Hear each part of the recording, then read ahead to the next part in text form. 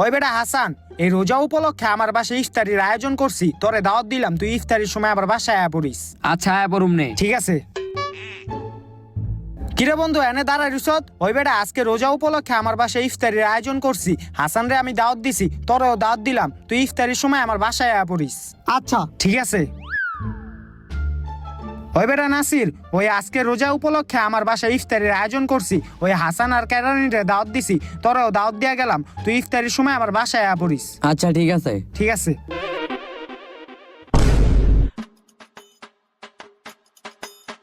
বন্ধু আইছি আমরা।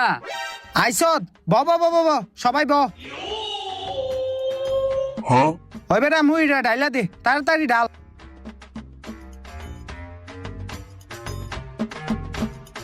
একটু খাইয়া দেখি। হই বেটা আজান দিছে বেটা, ব।